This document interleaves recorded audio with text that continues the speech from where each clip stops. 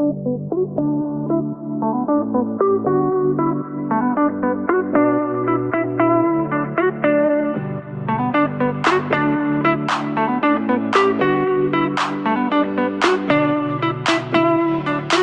called it Soccer First, taking the Premier League across the pond.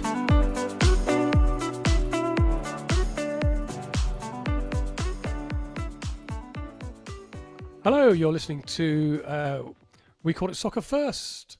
Because you nearly said Road to World Cup then, didn't you? I was so used to saying Road to World Cup. We Called It Soccer First, episode number 2. My name is Nick Britten. I am your host. I'm joined, as always, by the pipe chewing, not pipe smoking, no. Chewing. Chewing. Mr. Ken Davies. How are you, Kenny? I'm good, mate. I'm good. Wednesday's spun round pretty quickly, but there's a lot been happening and there's a lot to talk about. There's a lot to talk about. Just to let you know, my dear listeners, I've been away working up in the mighty, mighty fine town of Newcastle the last three or 4 days. And I got back from work about half an hour ago. So Ken's done all the preparation for this podcast. And you all know, as well as I know, that when I say Ken's done all the preparation for this podcast, no preparation has been done whatsoever. How dare so you? We'll see. How dare you? What all the listeners are thinking now is we're in for a treat today. We are in for a massive treat this time. You are in for a massive treat today. On today's, when we get into the running order of the season, obviously we'll be talking about the games a lot more than we are now because there's no games to talk about particularly. So what we're going to be doing ahead of the season is just sort of looking ahead at managers, at teams, at transfers and all that. So today we're going to focus on the 10 new managers who will kick off the Premier League in charge of their team. I can't remember a time, Ken, ever where 50% of teams in the Premier League start a season with a new manager. That's because you were dead when it happened last. Not dead, you weren't alive. You weren't even born. Weren't even born. I may have been, because this might be a reincarnation of whatever I was before. Because before you say it, no, I don't remember it. But it was the last time this happened was in the 1946-47 season. Do you remember it? 80 years. I said not to say that. No, I do. I don't remember it. 80 years ago. And obviously the only reason it happened then was because it was the first season after the Second World War. And to be honest, there'd been 5 years of no football. Before that, the only time it happened was 1887, 1888. And that was only because that was the first time it had ever been played. So it is a real first. Well, we're going to look at all 10 and we're going to judge them out of 5. 5 stars. Ooh. Or 1 star or no stars or whatever in terms of their what we think will be their chances of success this season. Yeah. And also, just at the end of that, we need to say which one is going to get sacked first, I think. Yeah, okay, that's fine. We are, of course, in amongst all of that, doing the now, after one podcast, regular slots. So we'll be having a You Are the Ref. I'll be quizzing Ken and indeed everybody at home about their laws of the game, the knowledge of. There's FIFA Watch. There's the Rumour Mill. And we'll finish off with Name the Player in 90 seconds. Easy. Which I'm going to do for you, Ken, this time. And because I've only just walked through the door after being away for 3 days, I'm going to just find a kind of random player generator. Player generator. Well, if it's going to be like the left back of Ipswich, we're going to struggle, aren't we? So I don't know. Well, it depends if you know whether the left back of Ipswich. I don't. No, what a surprise! Who would have thought that? Ken, is his infinite knowledge of football, doesn't know who. No idea. Quite honestly, I'm going to find out for next week. So managers. Yeah. So let me go through them in alphabetical order.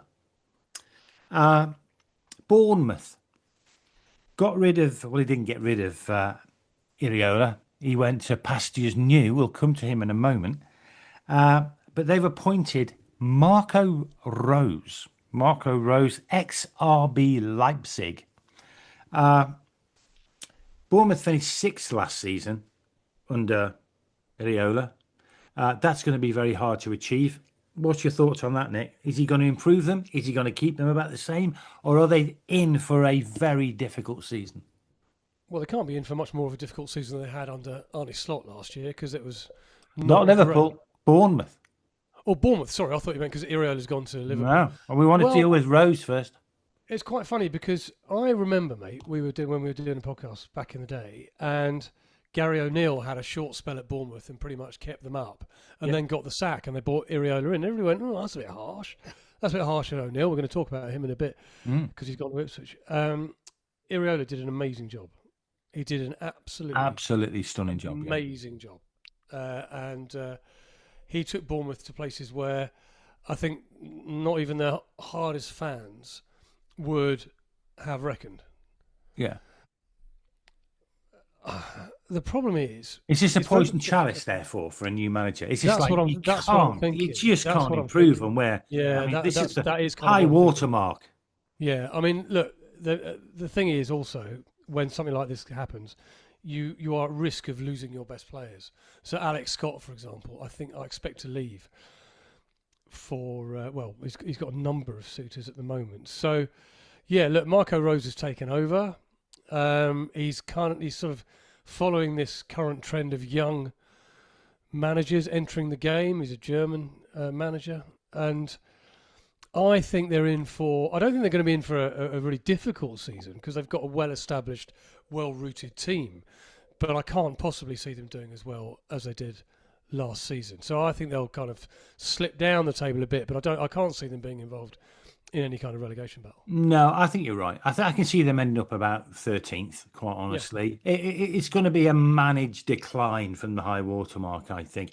And it's a term I've not used for many, many a podcast. But I think what we're going to see in relation to Bournemouth is a reversion to the mean.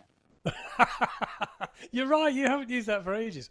If you didn't ever listen to Road to World Cup or anything we did that before, that was Ken's favourite phrase, where he felt that a team had either underperformed or overperformed, and what was about to happen next would revert back to how we would normally expect them to perform. And that and his phrase is a reversion to the mean. This is a reversion to the mean in waiting.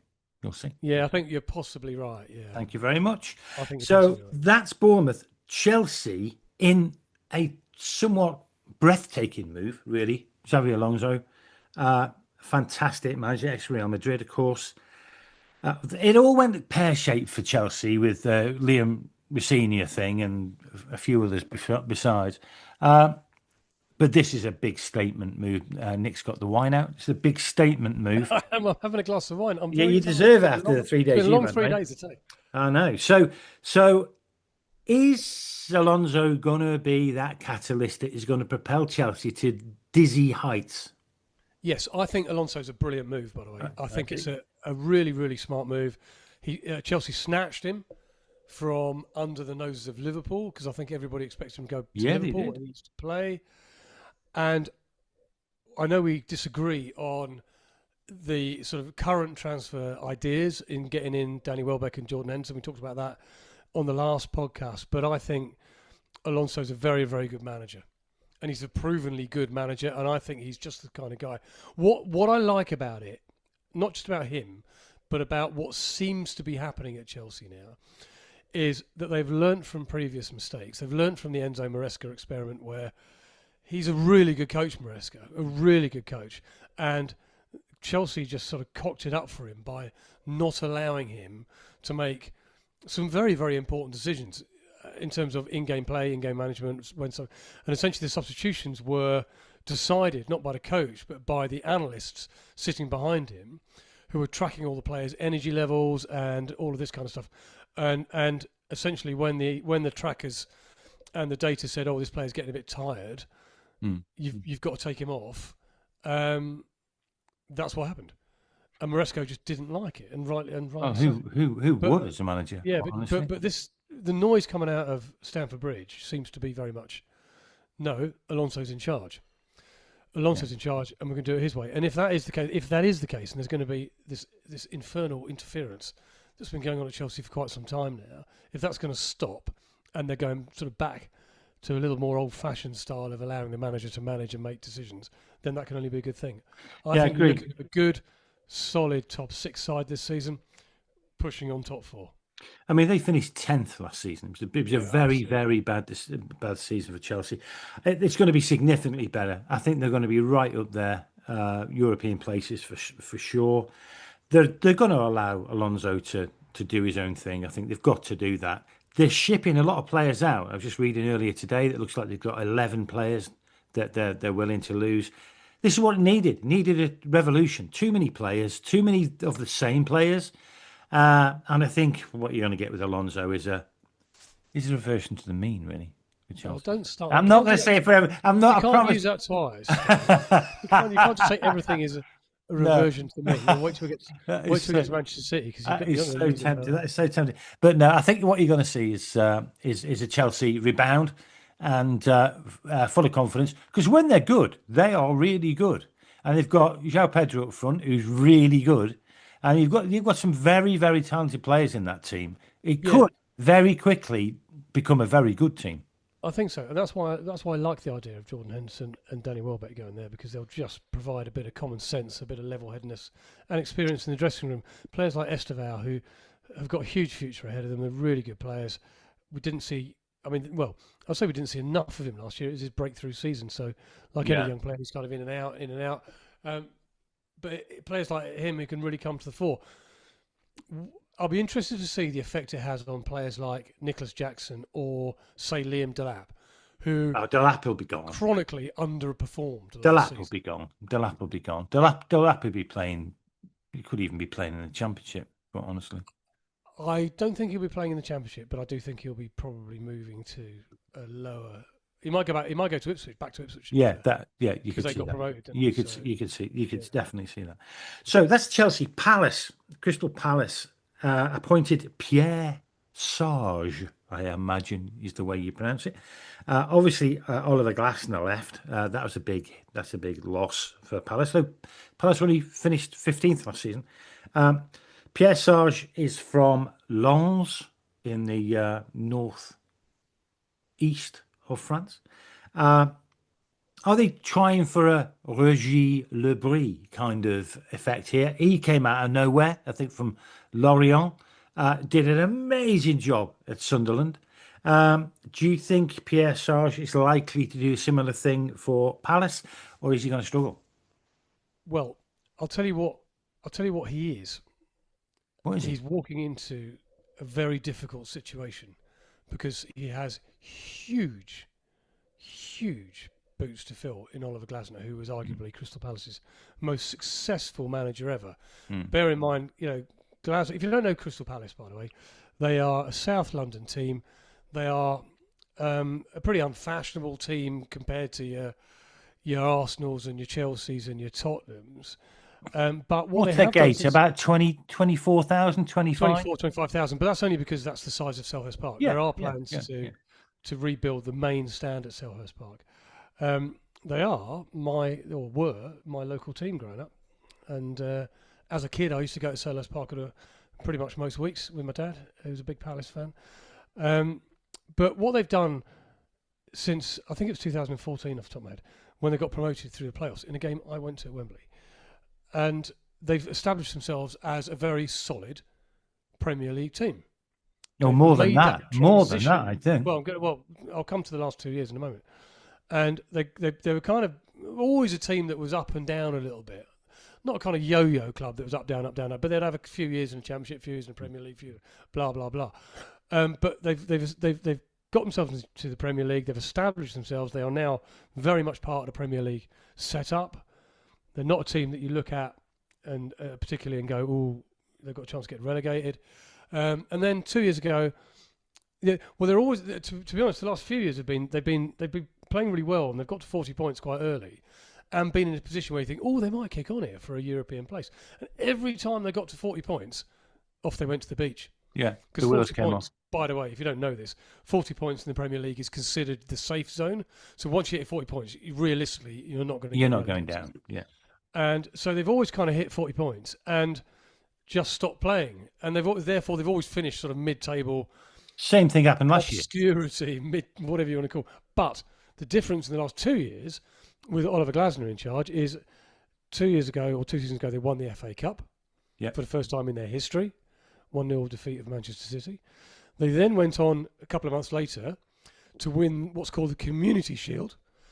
Excuse me. The Community Shield, which is a game that's played at the start of the season between the winners of the FA Cup and the winners of the Premier League. And they beat Liverpool, who are the current holders. I think. Was it Liverpool? Yeah, it was Liverpool. Yeah. And then because they had won the FA Cup, they got automatic entrance into the Europa League. Now, the Europa League in Europe is the sort of second tier of European football. The Champions League is the first tier, and then Europa League is the second tier, and the Europa Conference League is the third tier. And they got into the Europa League. It didn't last very long because Nottingham Forest, who finished just below them, one spot below them in the in the Europa Conference League, the one level below the Europa League, complained to UEFA that Crystal Palace had broken rules around ownership rules, and as a result should be kicked out of the Conference League kicked out of the Europa League to the Conference League, and Forest should be promoted from the Conference League and take their place. Which is exactly what happened. Exactly what happened. So Palace, although they qualified for Europa League, found themselves in the Conference League, but they only blooming went and won it, Kenny. Yeah. A couple of months ago, they won it. So in the space of 2 years, under Glasner, they've won the FA Cup, they've won the Community Shield, and they've won the Europa Conference League, bearing in mind that before that, they hadn't won a single thing ever. No, hats off to him. He was a fantastic manager. Are they going to catch a cold now, though? Because they brought in Pierre Sarge and no real background. No, and he's one of many managers that we're talking a lot about that nobody's really heard of in terms of Premier League experience, Premier League quality. There's going to be a lot of these managers who are cutting their teeth in the Premier League this season. It worked for Sunderland. I just worry whether it's going to work again. I think they've got a special. I think they've got a special manager in Legree in Sunderland. Legree, yeah, and Sunderland were a bit of an outlier last season. Yeah, and as was that they've just been promoted from the Championship. They've got and all of that. So yeah, I think it might be tough for Palace. I think Palace will probably, Ken, revert to the mean. Oh, Nick. And that will be what, mid-table? Sort of mid-table, but not win a trophy. Okay. Now, at the start, I hope not. I mean, they've lost. I mean, in typical Palace fashion, they've lost kind of one of their best players early in the this happens every year. They kind of lose their best players, and what Glasner was very good at, and indeed the analysts and the transfer people and the board, whoever, they were very good at finding players out of nowhere to replace high-profile players who have lost. So a couple of years ago, it was Elise who went to Bayern Munich. Then last season they lost Eze, for example. They do have to turn up some great players, though, don't they? They do find some absolute superstars. And they've just lost Lacroix to Chelsea. And that's a great sign for Chelsea. Yeah, it is. It is. He's good. He's a good player. He's been the heartbeat of their defence. So, we'll see. Right. We'll see. So we're through 3. When we get through to 5, we better take a break because this is taking longer than I thought. Fulham. Sorry, should we hurry up? Fulham. Arbeloa. Replacing Marco Silva. Marco Silva has... Alvaro Arbeloa, former Liverpool defender. Yeah. He knows the English game. He does have a lot of Premier League experience, albeit as a player. Yeah. So he knows the ex-Real Madrid. In terms of he was there after they lost. I think he'll carry on the Fulham's decent run in Premier League. Yeah, finished 11th last year. Yeah, he'll be fine. He knows the space, doesn't he? Which is a big deal. Ipswich. Absolutely. So obviously, I think they'll finish about the same. Okay, Ipswich newly promoted. Gone back to Gary O'Neill. Gary O'Neill's got plenty of experience. Kieran McKenna obviously went. Strasbourg is where Gary O'Neill has been plying his trade recently. Ex-Bournemouth, ex-Wolves. He knows the territory. He knows the league. He's going to work out for Ipswich. I think he's a bit underrated, Gary O'Neill, because he's unfashionable. Yeah. He's one of these unfashionable managers.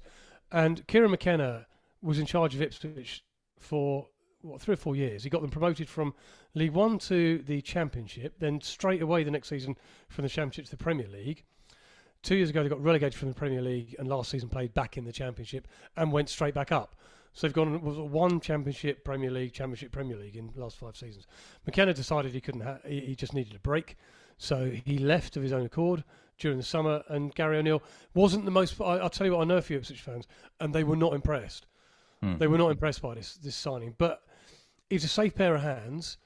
and he's got every chance of keeping them up as much as anybody else. But I don't think he will. I think they'll get relegated. Yeah, they'll get relegated.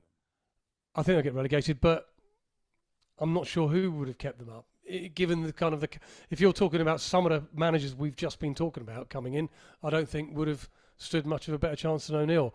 The advantage he's got over your likes of Pierre and Marco Rose is that he knows the Premier League inside out as a player. He knows it well. There's going to be no surprises. That counts, mate. That counts. It does, and there's going to be plenty of managers who have never managed in the English Premier League, and it's a different league. Anyway, at that point, let's take a little bit of a break.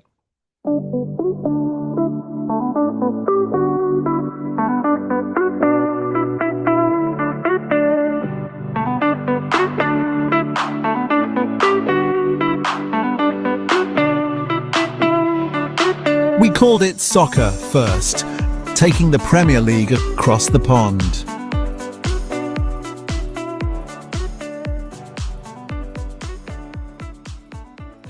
Now, everybody. We are, by the way, we've launched a fantasy league. If you're interested in fantasy football, the Premier League, the official one is the Premier League Fantasy League. And we've got one, and we're going to put all the details in the show notes. Join the league. Me and Nick are already in there. You can play against us. See if your knowledge of Premier League football is better than our knowledge of Premier League football. And I can almost guarantee you're going to beat one of us. So anyway, and it'll be you, by the way. It probably will. Last season, I not only beat you, but I finished top of our league, and I finished top of my work league. Yeah, so but I won the year before. Anyway, so it's only fair, reversion to the mean. So anyway, so what I'd like you to do anyway is like and subscribe wherever you get this podcast. And obviously, if you've got a point of view, something you want us to cover, drop us an email. And the best place to do that is soccerfirstpod@gmail.com. Soccerfirstpod@gmail.com.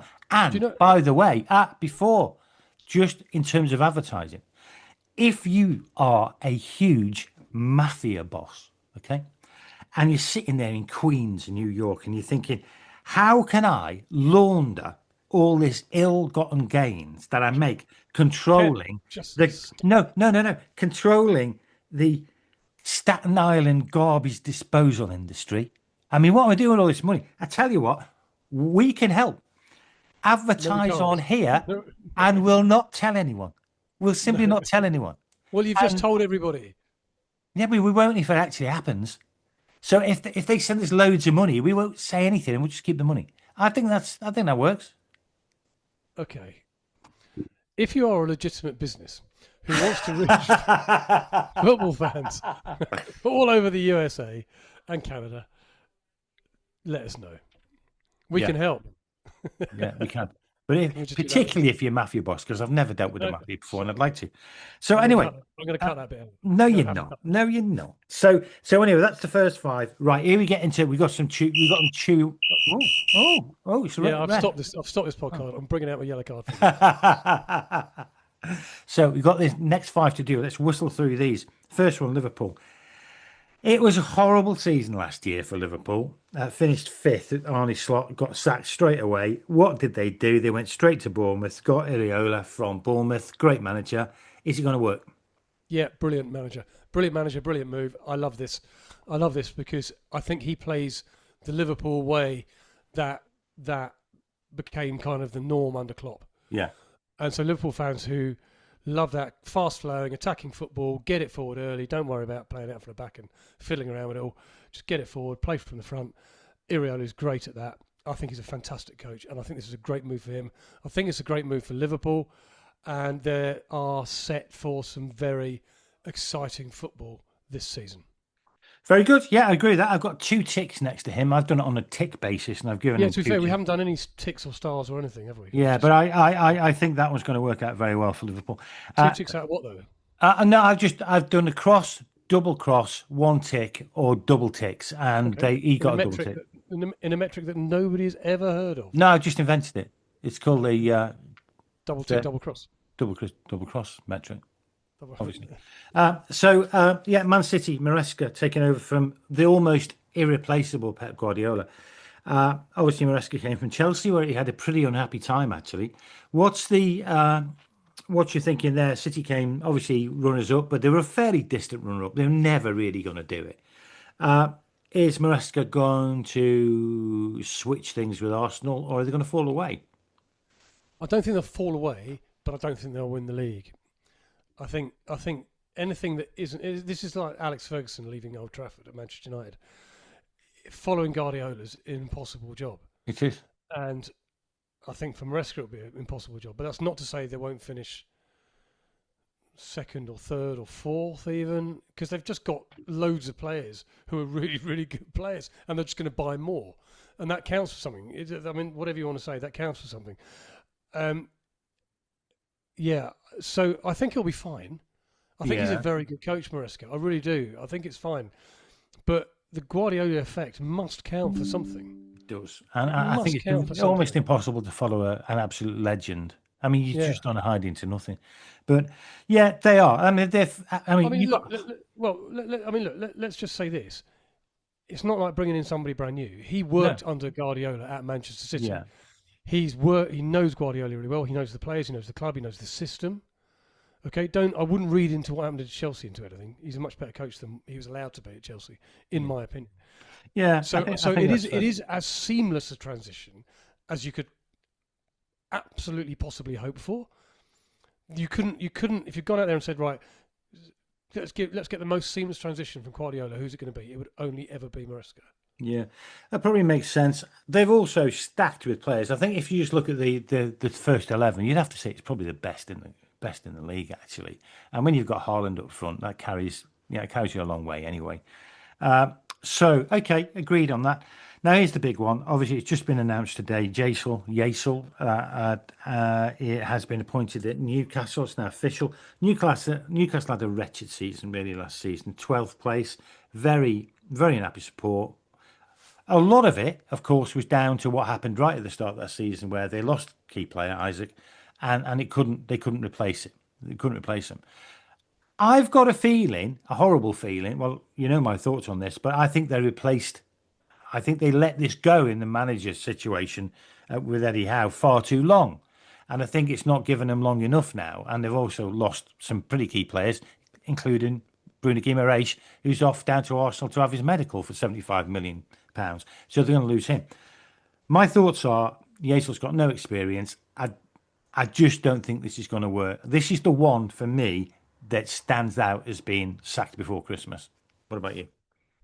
Well, as I said at the top of the show, I've spent the last 3 days in Newcastle. And I've been talking to some Newcastle fans, and they are all worried about the season ahead.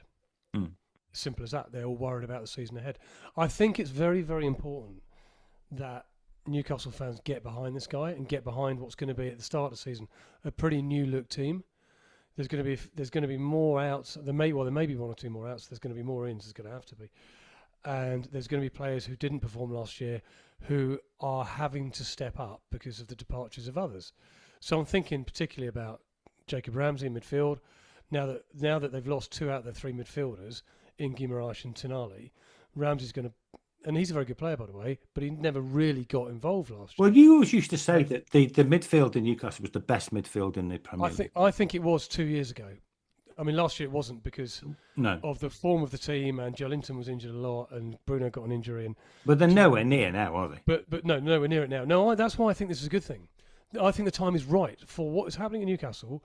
All right, it's a little probably be a little bit extreme, but I think they do need to break up some of this team because last year it didn't really work. 2 years ago, I thought they were an unbelievable midfield, and that's what got them into the Champions League. Last season it didn't work, and it's the natural cycle of football is what it is. But Wissa's going to have to play better. Voltemada's going to have to play better. Elanga, if he's still there, is going to have to play better. Yeah. So these players are going to have to step up who didn't really perform last season. And if they do, they should be okay. They should be all right.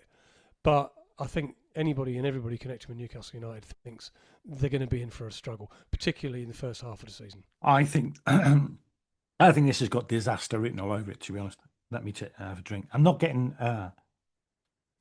Yeah, I don't know. I'm Whether, not I don't getting know whether- emotional about that. I just don't think it's going to work. Okay, fair enough. So if that's Newcastle now, and we talked about the fantastic appointment in terms of Ireola at Liverpool. surely the appointment of Oliver Glasner at Forest has got to be an absolutely magnificent appointment. I'm so disappointed with this appointment. I'm so disappointed. That's because you're a Derby supporter. Yeah, exactly that. Because Forest last year were in the relegation mire. They were wretched, weren't they? They were really bad. They went through 3 managers. There was every chance up until about the last 4 or 5 games of the season that they were going to get relegated, and then they pulled out of it. And they don't deserve a manager as good as Glasner. I would have thought Glasner would have gone to a bigger... I thought Glasner might have gone to United. Well, we talked, didn't we, just a moment ago about what he's done at Palace in the last 2 years. Massive. And I expected him to go to a bigger club than Forest. And I know, listen, yeah, the Derby Forest thing, fine, but I'm being genuine here. I thought he was going to go to a sort of top 5. Yeah, I thought United. I thought he had United written all over him. Yeah, here or in Europe. So I think Glasner's a huge coup for Nottingham Forest. They are a very unstable football club, it must be said. I mean, their owner, Marinakis, goes through managers like Glasner. If Marinakis messes this one up, I mean, he deserves shooting, quite honestly, doesn't he? Because he's not going to get a better manager than Glasner through the door. Extreme, but yeah, he deserves criticism. Yeah, I don't know. I think shooting's a bit too harsh. He deserves criticism, but he's very unpredictable. He's very and we never quite know. And Glasner could lose 3 games before October and be sacked. That's just the way. That's the way he behaves. That's Marinakis, though, isn't it? That's nothing. That's what I mean. Yeah, that's what he's done. But they've got to give Glasner some time. He's inherited a good squad at Forest. They underperformed, and he's kept it together. I think their run to the semi-final of the Europa League had a damaging effect on their league form. They've got some very good players. They're obviously losing Elliot Anderson is a huge blow. He was very much the heartbeat of their team. But they've got good players there. They need to address, I think, the front line and get a proper kind of goal scorer in. And they'll be fine. And one of the reasons I'm so disappointed is well, it's 2 reasons really. One is that obviously he's gone from Palace to Forest, and as a kind of somebody's got a great interest in Palace. I think that's they're the team that booted Palace out of the Europa League. I see. Although I'll always argue actually that they did Palace a favour, because Palace were never going to win the Europa League, but they ended up winning the Conference League, which is better. What would you rather do? Get to the semi-final of the Europa League or win the Conference League? Well, the answer is win the Conference League, of course. Yeah, trophy. And it's good that you've got over it, though. No, I have got over it. But the main reason is I've got a horrible feeling Forest are going to do really well under him. I think Forest are going to do very well. I think Forest can be a top 10 team this year. I think Glasner and Alonso are probably the 2 picks of great choices for manager out of all of that list. Well, one more just to touch on. Just one more to touch on before we wrap it up. Spurs, although he was appointed on 31st of March, Roberto De Zerbi essentially is a new manager at Spurs. He's the 10th one. He had 7 games in charge. He won 3 out of the last 5, kept them up really on the last day. Do you think De Zerbi's going to revolutionise Spurs? Do you think Spurs are going to be a completely different team now? Because bear in mind, they finished 17th last year for the second year running. And I was going to say, and they did the year before. The year before they did win the Europa League. De Zerbi is a great choice, and if you look at their transfer business so far this summer, Tottenham mean business. Yeah, they have signed 3 really good players in Marcos Senesi, the centre half from Bournemouth, Matheus Fernandes from West Ham, and Sandro Tonali from Newcastle United. They've also signed Cole Ramsey, and there'll be more. They need some strength up front. I think Spurs are chucking money at it, and also let's not forget, if the team stays as it is now, you've also got players like who underperformed last year, like Jed Spence, who had a great World Cup for England. Yeah. You've got can't even get in the team though, can he? Romero had a great World Cup for Argentina, but underperformed for Tottenham. They've got good players there. There's a lot of linkage with Romero with Real Madrid, by the way, but we'll see. They definitely need to strengthen up front. They definitely need to strengthen up top. I just don't 100%. Think there's not enough goals in that team. I'll get 2. I think they probably need 2 or 3 strikers. Yeah, they do. But if they do though, they've suddenly become a half decent team now. I think you should be looking this season for Tottenham to be top 10 minimum. I think they will be top 10. Now, so your two top appointments. Sorry, I've jumped the gun, haven't I? Because I forgot about De Zerbi. Because he's not technically new going into the season, is he? No. But he's kind of he rounds it off. He's the last one of the half of them who are kind of new. Yeah. Okay. So well, who's your two favourites? I think probably Alonso and Glasner. I think are the two. When you say favourites, is the wrong word to phrase. I think which two are the smartest moves? I would say Alonso and Glasner.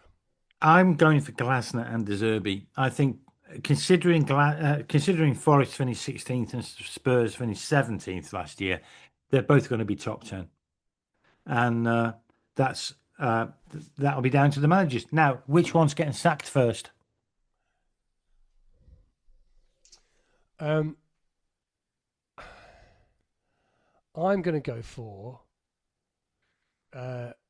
It's a hard one. This. Mm-hmm. It's a hard one. That's why we're paid the big bucks, mate. Well, if we were, that'd be good. Imagine for a second you're being paid big bucks. Now make that decision.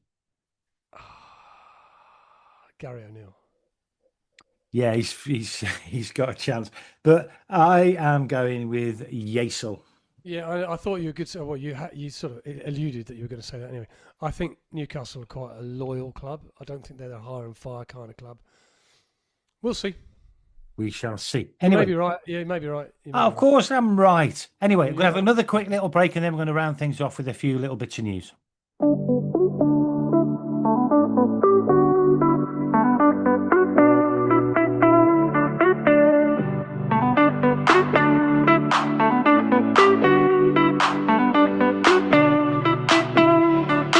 We called it soccer first, taking the Premier League across the pond.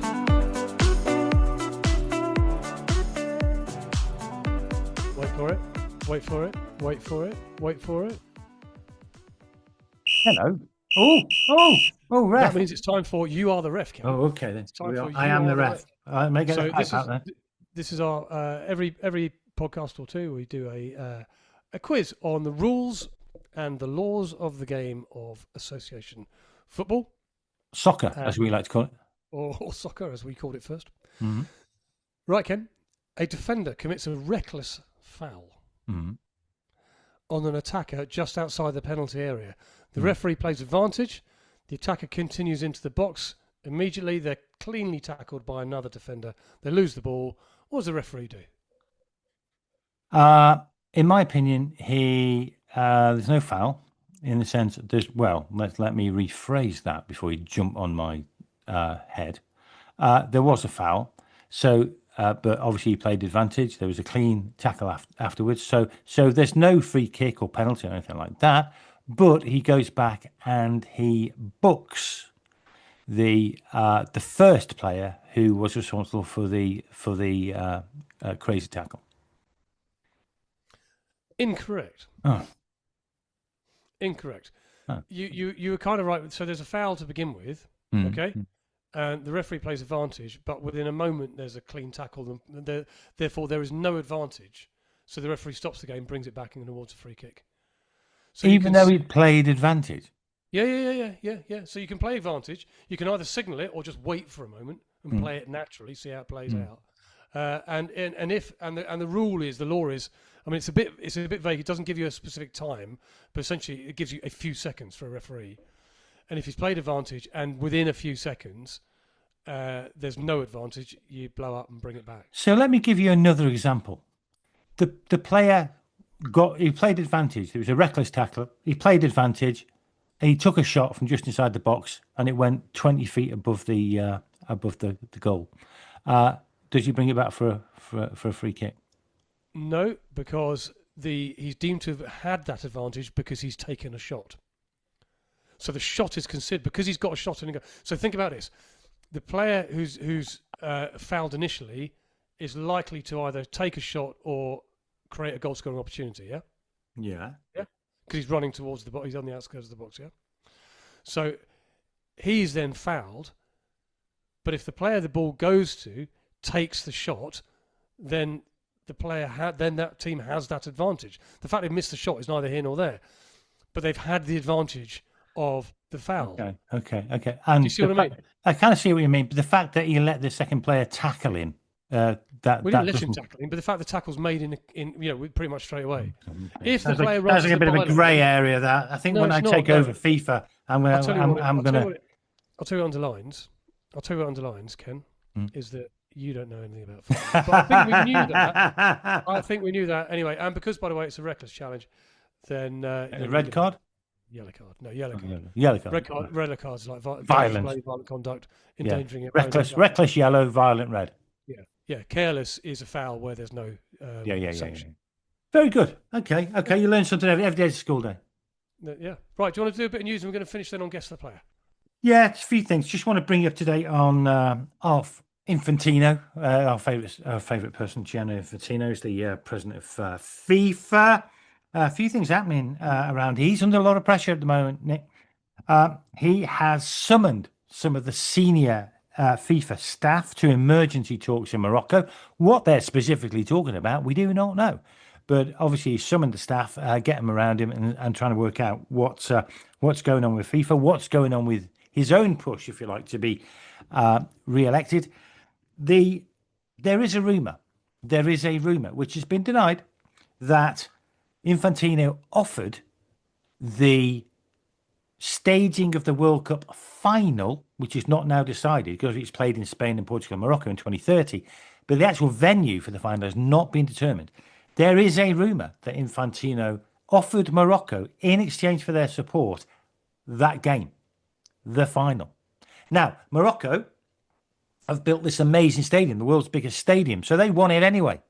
Now, they have denied it and may well not have happened.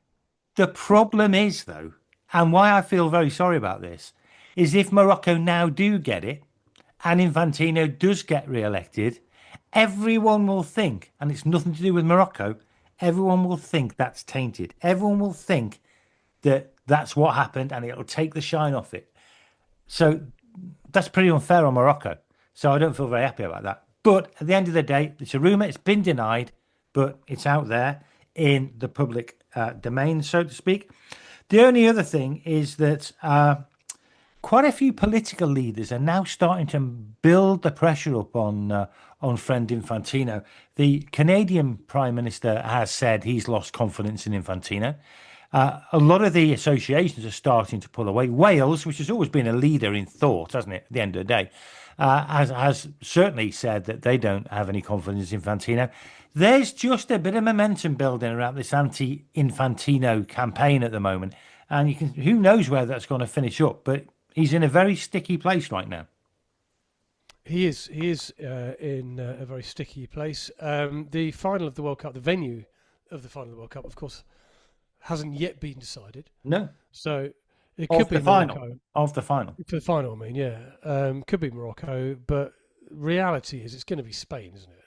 No. It's going to be at the Bernabeu or it's going to be at the Nou Camp. No. Morocco have built the biggest stadium in the world. It's going to be... Yeah, 115,000, isn't it? It's in Casablanca, isn't it? Yeah. It's absolutely spectacular. Well, maybe they'll get it under for genuine kind of reasons. I don't know. Well, they'll always be tainted now, though, isn't it? So that's that. A couple of transfer things maybe to bring you up to date as well. Rumour Mill? Is this Rumour Mill territory? I think it is probably Rumour Mill, yeah. Right. Have you got a Rumour Mill sting or something that we're going to play? No, not yet, no. I'm working on it. I'll have it for next Tuesday's podcast. Fair enough. So Guimaraes looks like he's going to Arsenal. Good move for him. I think it's today. It's been agreed now, hasn't it? Well, he's having a medical. He's having a medical, but the fee's been agreed. 75 million. 75 million sounds like a deal to me. It sounds a good deal when you compare it to some of the other ones.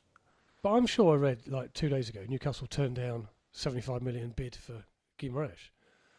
No, maybe it was 70. Maybe it was 70. Maybe it was 70. Because I thought they would probably hold out until they got to 80 million. But 75 million is, I think that's a decent deal for both teams, to be honest with you. Yeah, I think Arsenal will be very happy. I think he's going to add to Arsenal's midfield. He's a very, very good player. I mean, his stats are amazing. I guess when you look at Anderson costing 116 and Morgan Rogers costing 117. Yeah. Yeah, and to be honest, Tonali was a bit of a steal from Newcastle as well. And now you've got Gimenez. It sounds like big money, but when you compare it to some of the other deals that have been done, some people have taken some real assets out of Newcastle for slightly less, I think, than the market rate. Yes, I think. Yeah, well, I don't know. I think this is probably market rate.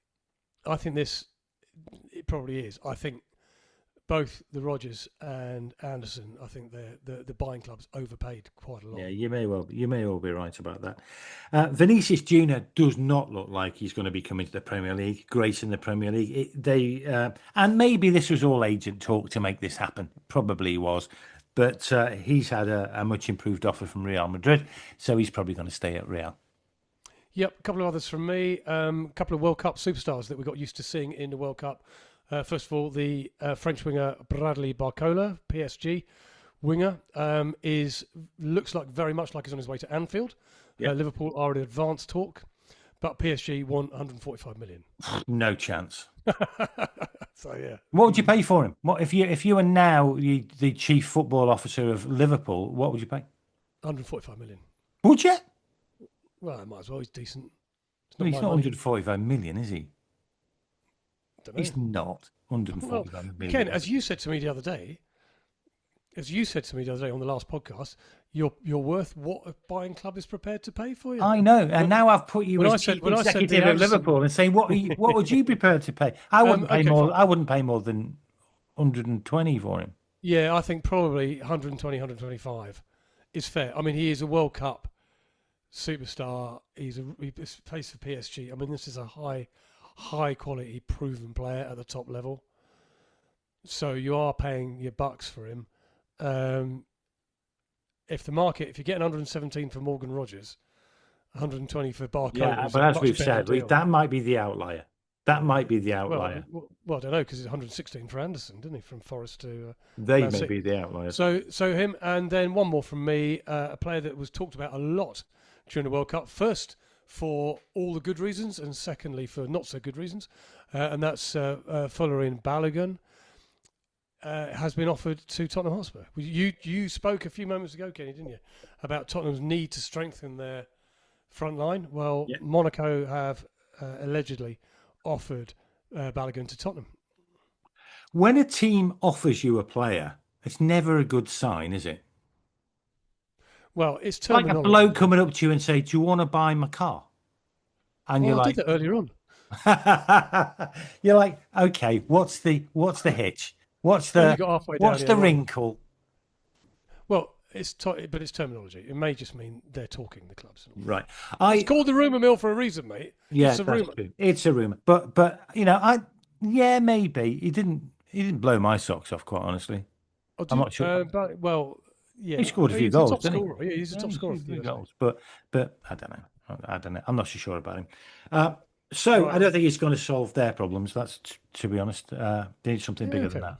Yeah, right, we're going to finish the podcast. Oh, sorry, mate. Did you have one more? No, go. You go. No. I was going to say we're going to finish the podcast with Guess the Player. Oh, yeah, I've got to do that. So I want you to all play along at home, and I hope you did during the You Are the Ref. Yeah. And I want you all to play along. And I'm going to start my stopwatch, and I might blow the whistle again, because I like that. Yeah, do that. Sound. When the whistle goes, Ken, you've got 90 seconds to answer me a load of questions. I'll say yes or no, and you've got to guess the player. Okay. Are we ready? Here we go. Yeah. We could do American World Cup style countdown. Not from 10, but from 3, 2, 1. Is he a midfielder? No. Is he a defender? Yes. Does he play for a team above Birmingham in terms of geography? You're just going to ask the same questions as me, aren't you? Yes. Yes. Okay. Does he play for Manchester City? Yes. And he's a defender for Man City. Oh my God, who was the defenders for Man City? I don't even know them. Don't get your hand away from your mouse. Okay. I saw that. You cheat. I'm not cheating. I'm just trying to think. City. I'm just trying to think about Google. City. John Stones. I think you'll find that John Stones doesn't play for Manchester City anymore. He left at the end of the season. He's a free agent and he's going to Italy. Oh my God. Tell you what, mate. 51 seconds has gone already. Everybody at home is shouting the answer out here, aren't they? I don't know the answer. Who's the Man City defender? Well, ask more questions then. That's the point of the game. The point it's not great is he listening English? Is he English? Is he English? Yes, he's English, yeah. Or when the point of the game is to ask questions. It's not good radio or podcasting when all our listeners who are driving their cars listening to you going, I don't, has he got black hair? I'll tell you what, it's getting close. Yes, he has actually. Yeah, funny you should say that. Yeah, he has. Yeah. Black hair, and he's English, and he plays for. Is he fullback? No. He's a centre half. It's all over. Oh no! It's all over. We've had our first failure of guess the player. So very late in the day. Everybody around the world will know who this is. So after 3, shout it out. 1, 2, 3. Yep, you're all absolutely right. The answer was Mark Gahey. Oh God. Yeah, World that's Cup a good one. Star for England, and apparently though Ken. Yeah, and I still think of him. I still think he was a Palace player. That's my problem. I had a block. I still think he was playing for Palace. I still think it was a player who is the centre half who are the centre halves for Man City? John Stones. He's not even playing for them anymore. Anyway, that'll do. That was a complete failure because he didn't have the failure on your failure on your behalf, success on mine. Oh yeah, fair enough then. 1-0 to you. Fair enough. I still win, because I still did it in the shortest possible time, didn't I? 26 seconds is the record still. I think you'll find. No, but that was during the trial. No. Don't worry about that. Not during the proper episode. I think if you haven't read the small print, have you? Pilot episodes still count. No, actually, because small print subsection X is no, they don't. So therefore, only real episodes count. Therefore, I'm winning 2-0. Oh no! It's like the good old days, mate. It's like Kenny's quiz all over again. All right, well that'll do. Have we managed to get another hour out of that? Well, thank you very much for listening.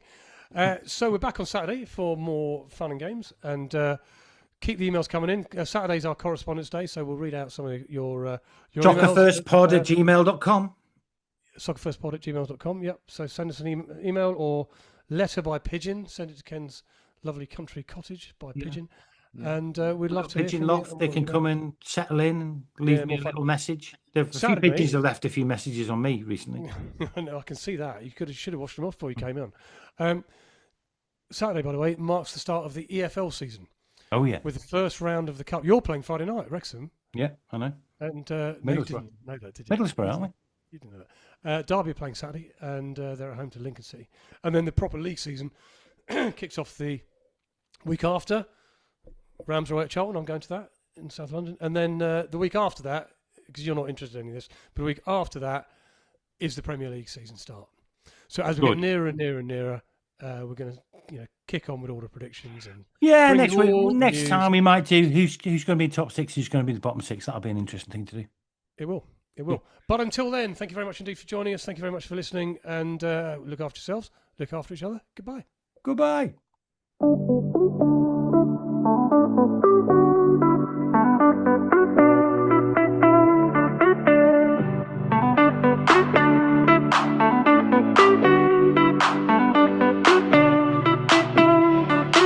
We called it Soccer First, taking the Premier League across the pond.